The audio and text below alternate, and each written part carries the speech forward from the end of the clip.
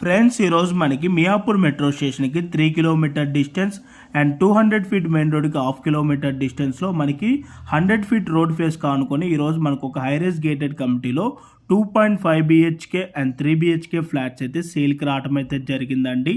ఇక్కడ వచ్చేసి ప్రీఎంఐ ఆఫర్ అనేది ఉన్నదండి.